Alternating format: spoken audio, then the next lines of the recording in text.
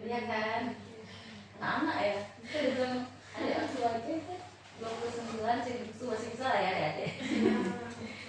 Ya, ini sebenarnya materi yang harus kita berikan sebelum masuk ya. Tapi waktu itu kita lagi sibuk, waktu itu banyak kegiatan rasanya tuh nggak sempat. Jadi diundur. Jadi sebenarnya kayak sekilas sebelum masuk ya, sebenarnya sebelum masuk itu kalian sebelum ketemu sama pasien tuh mesti tahu dulu gimana pemeriksaan fisik neurologis bayi dan anak. Nah, apa masalahnya? Nah, pada pasien neuro sekarang lagi dinas di mana? Di IGD. Nah, IGD paling banyak kan pasien-pasien yang datang masuk IGD itu paling hampir sebagian besar ada masalah di bagian neurologinya. Sebelumnya saya perkenalkan diri dulu. Siapa tuh? Ya, sebelum masuk. Paling sebentar aja ya. Nama saya Iit, saya dari bagian divisi neuro. Dulu kita mau tanya. Apa pertanyaan itu kelainan neurologisnya apa? Yang ada tahu kelainan neurologis seperti apa? Boleh. Boleh, apa lagi? Ya, benar. Apa lagi? Saya kita temukan di IGD atau di ruang praktek lah gitu. Apa Pak? Benar. Benar. Apa lagi?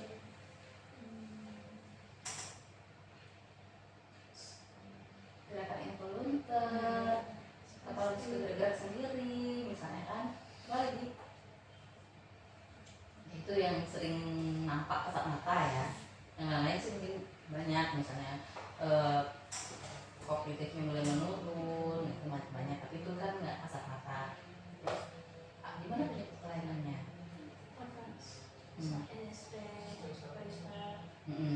Ada yang di pusat ya, SSP, ada yang di perifer. Terus kelainan apa yang menyebabkan timbulnya disiplin berapa misalnya nih kayak gini pertanyaannya? Kalau misalkan ada hemiparese. Boleh? Apa? Ya, hemiparese. Hemiparese-nya sebelah mana? Misalnya sebelah kanan. Kira-kira mana tuh yang besar gitu? Biasanya sebelah kiri. Ya. Keseringan kayak gitu ya. Kalau misalnya kita ngomong hemiparese. Tapi ada juga ya kadang-kadang dia sama kiri, kanan sama kanan. Nah, di mana dia jaraknya itu lebih ke anatomi dan fisiologi. Terus sebenarnya ada dia udah bahas di preklinik ya sebenarnya. Nah, yang penting di sini sebelum kita masuk ke ini apa namanya? Preklinik ya sekarang kan ya, apa namanya? Ke klinik ya, ke praktek ya. Nah, sebelum kita masuk itu sebenarnya ini yang kita harus dipakamkan gitu loh, yang dimantapkan. Apa itu? Ya anamnesis kita, karena sebagian besar penyakit-penyakit itu memang 60% itu dari anamnesis kita dapatkan. Dari anamnesis saja kita tuh udah bisa menduga 60% penyakit. Sisanya itu kita memastikan aja lagi dari pemeriksaan fisik, dari penunjang. Nah, apa itu? Urutan utamanya. Misalnya kalau utama yang ada itu biasanya apa? Nah, kan penyebab kesadaran itu sebenarnya oke, dia itu kalau utama untuk neuro, tapi kan keseringan kadang-kadang primer penyakitnya kadang-kadang nggak di neuro kan. Nah, makanya untuk itu kita mesti tahu, mesti dirunutkan prosesnya apa yang menyebabkan penurunan kesadaran. Ada di DDD-nya. Apa misalnya? Ya, metabolik misalnya, hipoglikemia, apa lagi yang biasa menyebabkan penurunan kesadaran? Hiponatremi, benar. Apa lagi? Hipoksia, misalnya kurang oksigen kan misalnya ada korban-korban terkurung di mobil punya kesadaran ya kurang oksigen ya dia kan. Apa lagi? Anemia ya kan. Itu tuh DDD untuk keluhan misalnya penuh kesadaran. Nah, misalnya banyak lagi keluhan utama pasien datang itu, misalnya kejang apa DD-nya. Jadi dengan satu keluhan utamanya itu kita bisa memikirkan DD yang lain. Nah, itu riwayat penyakit ya. Apa lagi? Kita udah belajar di pelajaran itu OPQRST ya. Nah, apa itu? Nah, itu pas kita di kepaniteraan itu tuh mesti dikuatkan lagi karena kita udah ketemu langsung sama pasiennya. Karena pasiennya itu nggak akan memberikan kita clue-clue, dia tuh cuma ngomong dia tuh sering rewel aja. Nah rewel aja itu apa itu? Kita nggak bisa mendeskripsikan keluhan utamanya kan. Rewel gimana perlu kita menjelaskan rewel. Terus kita gali lagi. Sejak kapan dia rewelnya bu? Di saat kapan aja dia rewel? Berarti kita tetap pakai yang waktu kita belajar di klinik OPKRST itu. Apa itu di situ? Adanya lamanya keluhan. Apa lagi? Memang kita penting mendiskusikan lamanya keluhan. Iya benar. Ini baru dadakan atau gimana? Baru 1 hari ini atau baru beberapa jam ini, ya kan?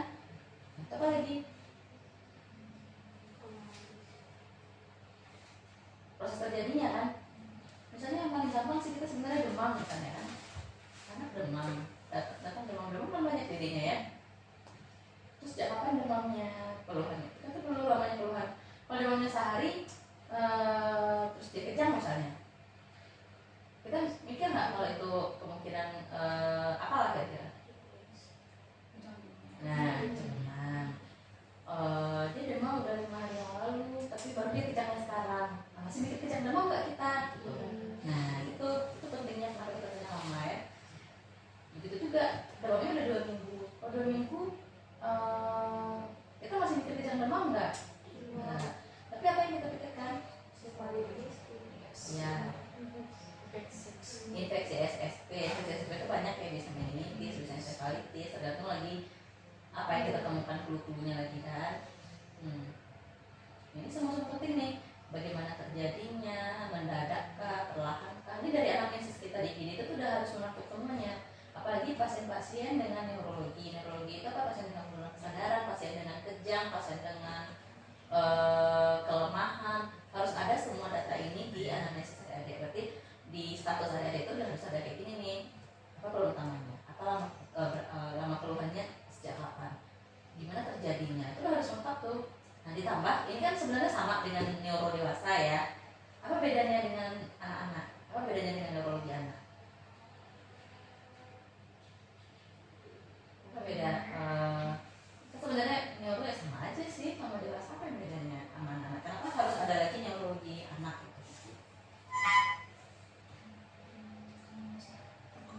Iya benar deh. Karena kalau neurologi anak kita nggak serta-merta ngurusin neuronya aja. Karena semua penyakit neuro anak itu pasti ada kaitannya sama pertumbuhan dan perkembangan. Selain itu apalagi? Apa yang khas dari khusus untuk anak? Karena anak itu mulai dari 1000 hari kehidupan ya. Apa itu 1000 hari kehidupan? Dari kandungan Nah, jadi dari selama itu untuk kasus neuro anak kita harus tahu gimana perjalanannya mulai dari di dalam kandungan sampai dia saat ini misalnya 17 tahun ya udah selama itu kita mesti tahu tuh gimana perjalanannya. Misal waktu dia kandungan apa yang perlu kita pastikan? Udah di neonatologi. Nah, apa yang mesti kita tanyakan? bisa infeksi. Ya, ini mulai dari kandungan nih. Infeksi. Yang biasa kakak-kakaknya nanyain kan? Siapa ya? Demam ada atau tidak, itu apa menanyakan dia infeksi. Ada kebuktian atau tidak, apa tuh menanyakan infeksi juga kan? Terus apa lagi? Mulai kecilnya ada nyeri atau tidak, ya kan? Itu bisa infeksi juga tuh.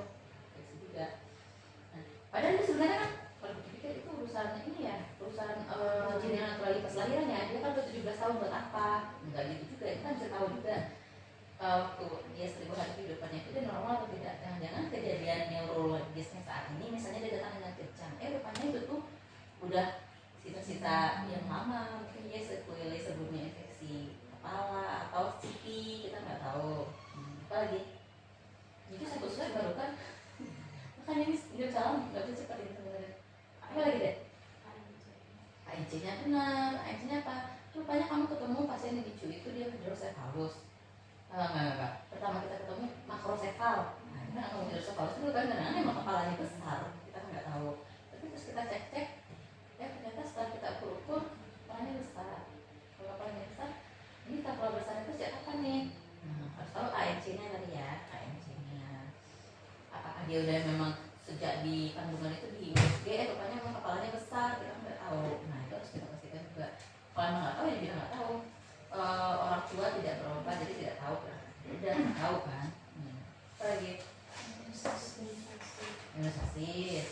perkembangan seperti dijelasin tadi ya, perkembangan itu mulai dari milestone kita harus hafal minimal yang gampang-gampang aja, yang benar-benar berbeda. Misal anak tengkurap usia berapa, itu kan jelas ya, duduk usia berapa, usia berapa, jalan apalagi jalan usia berapa. Kalau jalannya udah lewat dari setahunan, bahkan 2 tahun 3 tahun berarti kan telat ya.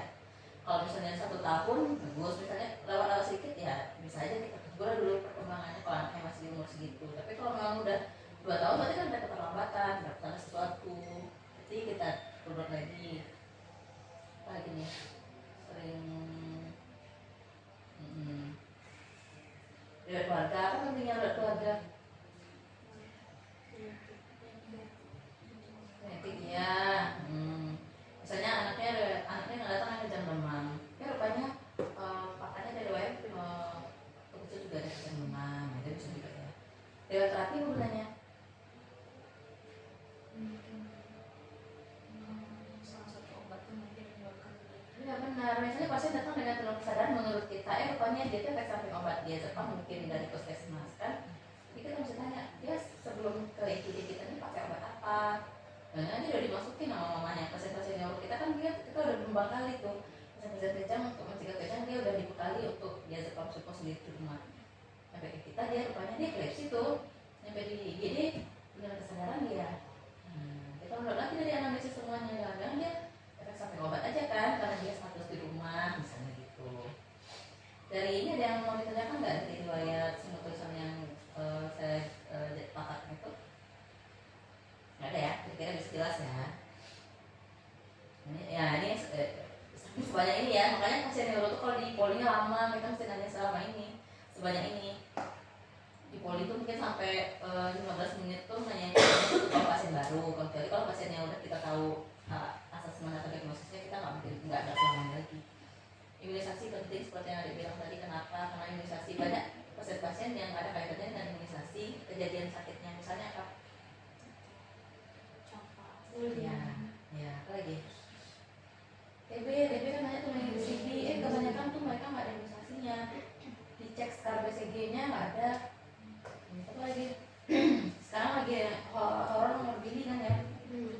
Morbili itu nanti macam-macam tuh, ada yang bisa nanti encephalitis morbili, encephalopathia morbili, atau nanti malah di tahun berikutnya jadi SS apa namanya? Ya, SSFP ya. SSFP atau SSFP? Ini cari lagi ya. Itu yang lagi horor sekali itu morbili. Misalnya sekarang pasien morbili, nanti kalian pas kalian dari dokter nanti kalian ketemu tuh efek samping dari morbili sekarang harus jadi tuh. Dan kebanyakan yang berat-berat ya karena imunisasi. Ya. Perkembangan pendidikan apa gunanya? Perkembangan pendidikan buat apa? Iya.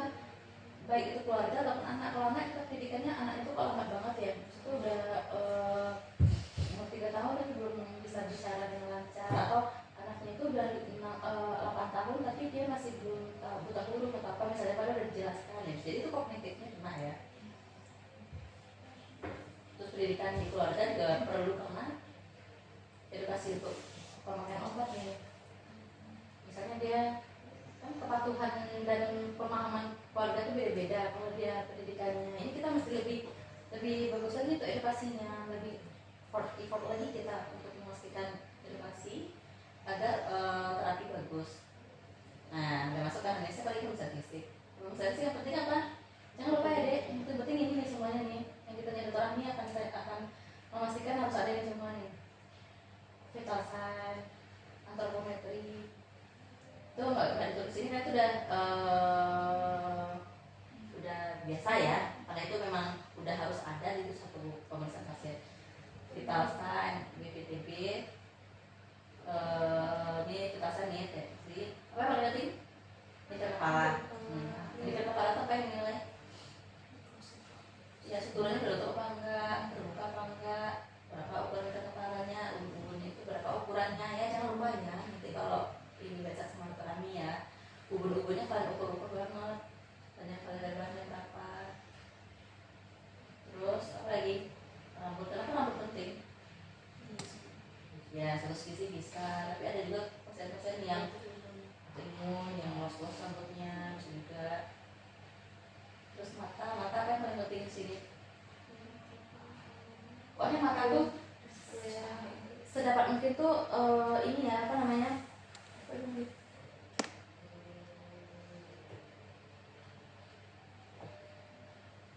Mata tuh sedapat mungkin tuh dicek semuanya.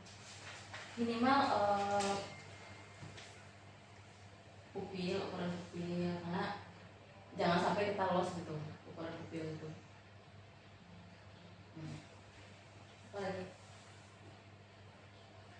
Ukuran pupil ya. Pupilnya isopar atau tidak? Diameternya berapa? Level cahayanya. Terus sebenarnya masih ada lagi nih, coba nggak saya masukin. Kalian pernah mendengarkan gerakan bola mata? Ya, kalau pada anak yang kooperatif bisa, tapi kalau anak yang nggak sadar kita ngapain? Ya, itu wajib ya. Kalau pasien-pasien kita di atas meningitis, kamu wajib memeriksa itu, memastikan memang nafas kranialisnya, terutama nafas berapa yang di mata? 3, 4, 5. Kalau nafas optikus itu nafas 2. Gimana caranya? Itu kan efek cahaya ya. Efek langsung tidak langsung. Itu yang mesti jangan lupa. Hidung apa pentingnya nih? Hidung, mulut, faring. Pasien-pasien perut misalnya deviasi lidah atau pasien anak biasanya kan di wajahnya itu kelihatan tuh mana yang ptosis matanya, mana yang kerut dahinya hilang, mana yang sudut nasolabialisnya menghilang atau lumpuh. Nah itu mesti kita pastikan.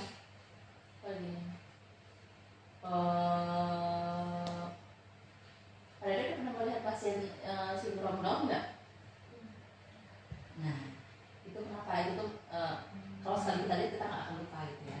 Jadi maksudnya itu kalau ada gambaran muka atau wajah pasien itu dia sindrom, ingat-ingatlah itu, oh ini loh sindrom ini, oh ini loh sindrom. Makanya kita harus tahu kalau ada mukanya aneh ya udah konfirmasi ini ada kelainan sindrom apa. Karena dengan adanya kelainan sindrom ini dia akan mempengaruhi nanti tuh kalau difokus ke neuronya ya bisa mempengaruhi misalnya apa?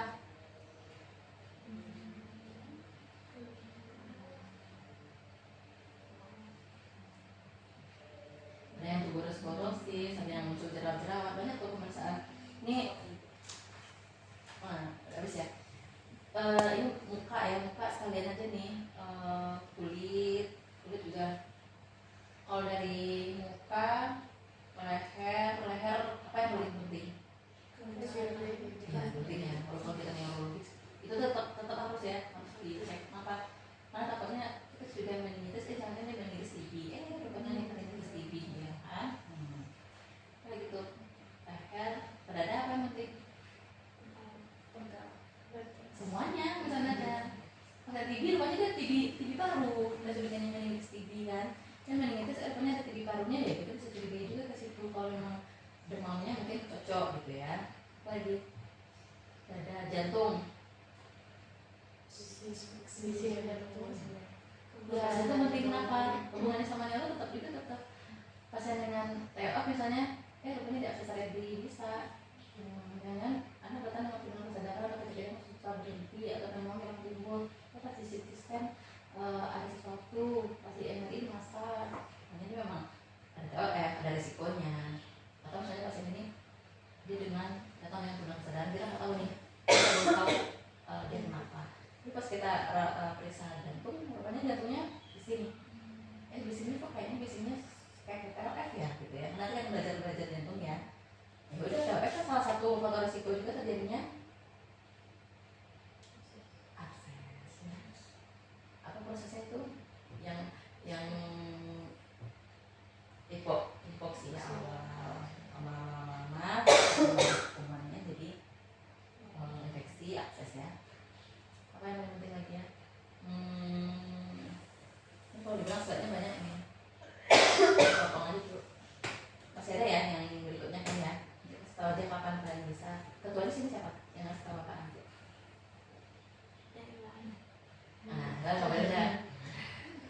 Kalau ada kumpul semuanya besok ya. Kapan waktunya bisa yang dari puskesmas juga. Ini gambaran-gambaran.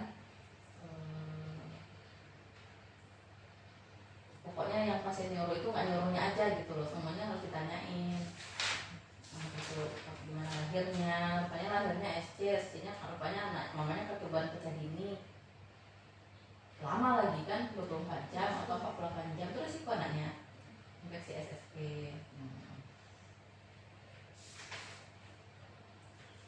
Pokoknya kita head to toe ya, head to toe, udah tadi sampai ke dada, perut apa yang penting?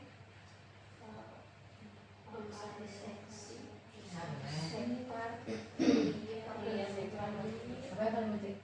Raba-raba aja tonusnya, jangan misal pada bisa tetanus ininya tegang keras, nah gitu kan, semuanya kita raba, nggak hanya tonus bising usus dan itunya aja.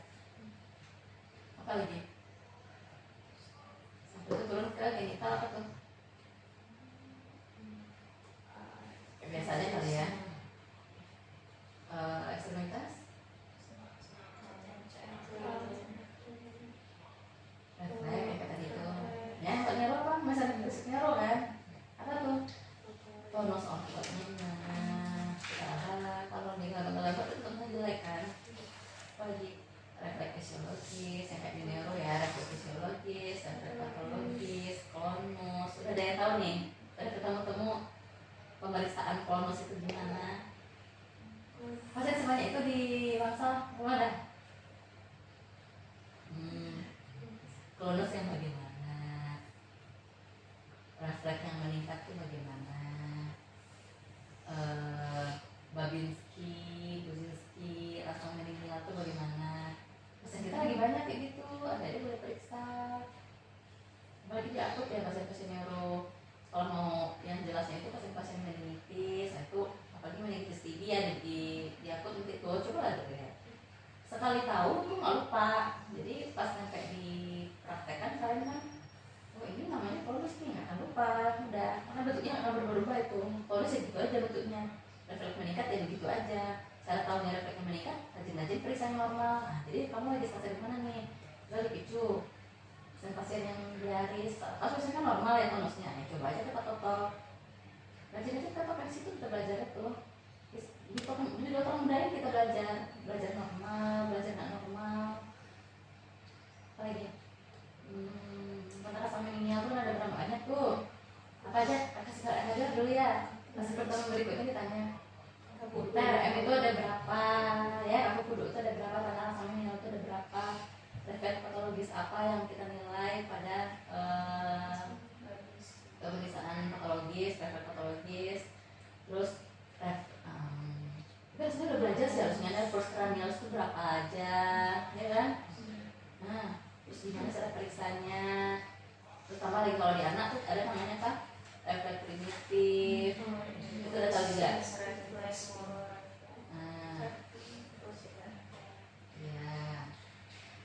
Lagi itu sebenarnya kita mencocokkan apa yang kita pelajari di klinik sama di kepanitiaan ya. Sejauh ini ada pertanyaan kan? Ada ketemu pasien yang rumah? Jadi itu ya tugasnya ya. Kalian selesai kapan? Masih lama.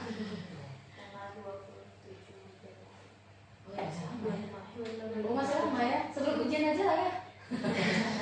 Mau sebelum ujian apa gimana? Sebelum ujian. Ujian nanti tuh nggak dapat itunya. Pas sebelum ujian berarti kalian presentasi ya. Iya dong. Ngapain kita ngapain dikasih lagi kalau udah selesai perkuliahan kan? Dekat-dekat ini. Iya. Itu nggak apa-apa juga, dia dikoreksi gitu. Dikoreksi, oh yang udah dipelajari ini dok, kami udah pelajari ini, jelasin kan kayak tadi itu. Nggak usah banyak-banyak, 5 slide aja boleh. Slide pertama judul, setelahnya terima kasih, slide aja gitu, itu jelas tuh. Nah, boleh kalau gitu aja kali ya. Yang penting apa tadi? Pemeriksaan. Nah, PR aja tuh bikin satu kelompok. Ini berapa ini? 6 grup. 6 kelompok besar. 6 kelompok besar berarti 2 kelompok tuh. 2 kelompok. Satu kelompok ngebahas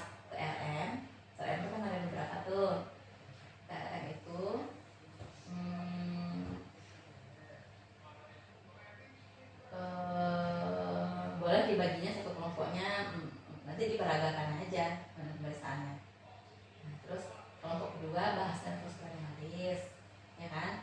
Dua kelompok lagi, terus bisa ada kelompok lagi bahas kurang ya? Ini aja, satu kelompok bahas RM, satu kelompok bahas nervus cranialis, satu kelompok bahas refleks primitif, satu kelompok bahas refleks patologis belum ya? Refleks patologis, refleks kelima, refleks fisiologis. Kalau bisa ada tuh sini, banyak tuh. Kita belajar sampai aja sambil dipraktekkan aja. Jadi satu slide tapi dipraktekkan. Ini contohnya ini, contohnya ini, contohnya ini. Nah, satu lagi, siapa tuh? Ada lagi. Tonos.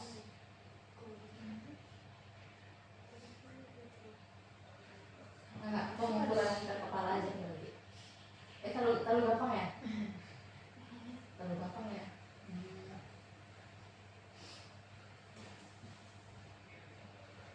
TRM, itu kan tadi semua tuh. TRM. Nah, yang itu aja, yang nervus cranialis bagi dua ya. Bagi dua itu banyak gitu ya. Coba dihitung kan. TRM, nervus cranialis bagi dua berarti. Boleh begitu aja. Dia kan ada 12 ya. 1 sampai 6, 6 sampai 12 gitu. Refleks fisiologis, refleks patologis.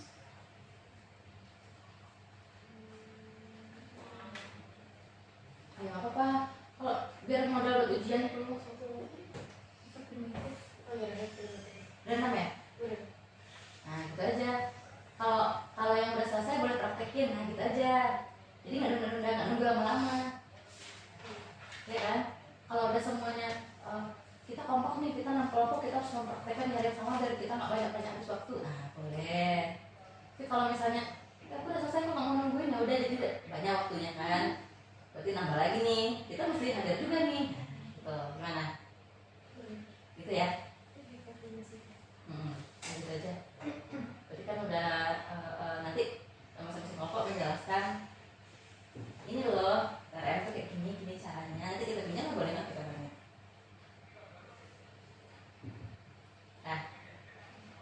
Kasih tahu ke grupnya, gitu aja lah.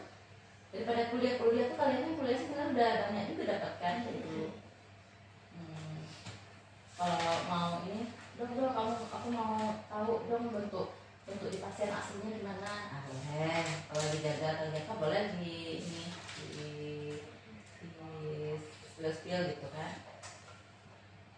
Ini loh yang ini, misalnya kebetulan kamu lagi diakut, kebetulan tuh ramai visit misalnya kan, ini loh klonus. Nah nanti izin aja sama keluarganya foto, tapi jangan disebar. Nanti di share di kita di slide kita nanti, bisa juga buat teman-teman yang nggak datang kan, buat teman-teman yang nggak lihat langsung, yang dia di poli itu nggak boleh di share gitu. Kita izin kita, itu aja kali ya. Ada lagi kira-kira yang lagi tugas ya, kamu bisa nyicil, kamu bagian mana kelompoknya, nyicil aja sekarang bisa jadi. Ini kelompok apa nih? Kelompok 1. Berarti Sisanya aja ya dok? Sisanya aja. Mana yang siap, berarti nggak harus sekaligus semuanya bareng. Kalau bisa, kalau bisa barengan aja ya dok, biar sekali beres. Kalau satu kelompok selesai sih saya boleh, tapi nanti kasih tahu ke kelompok yang lain. Enggak, aku yang lain sebenarnya mau di gimana. Kalau mau semuanya boleh, mau semuanya kan berarti kan kita dapat semua ilmu bagi-bagi. Kalau misalnya satu-satu itu kan, misalnya kamu tugasnya TRM ya, ngebahas TRM aja, yang lain kan nggak jadi tahu. Tapi kalau rame-rame kan enak, situ menjelaskan situ kan 5 menit aja jelasin, di kelompok nanti 30 menit kan. Kalau mau jelasinnya cepat ya cepat.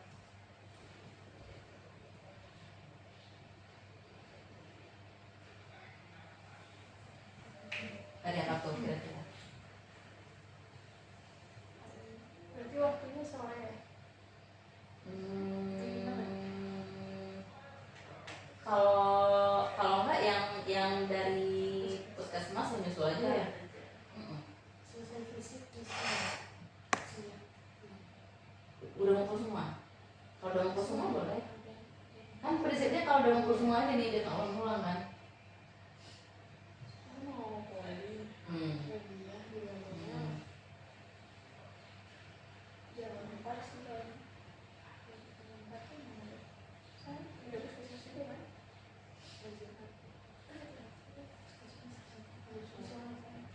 Puskesmas boleh justru deh. Nanti kalian share-share aja infonya. Boleh.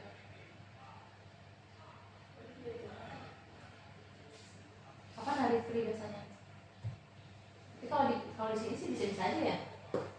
Kan jadwal kuliah juga sebenarnya kan. Kuliahnya kapan misalnya kan? Biasanya setelah kuliah ada ilmiah, tapi jadwal ilmiah tiap kelompok kan beda-beda gitu. Jadi mungkin nanti kalau semua Ilmiah tiap kelompok tuh yang mana tuh? CRS atau BESTI sama peserta masing-masing. Oh itu, tapi gini aja kalau emang gak ada tuh kumpulin aja ya. Jadi kalau Gitu aja nggak nggak? ada jadwal ilmiah ya. Nah gitu aja kan Neng. Kalau bisa sih jangan Selasa Kamis kali ya. Kenapa? Karena kuliahnya rame. Tapi kalau sebentar cuma 30 menit sih jauh aja, jadi sebentar.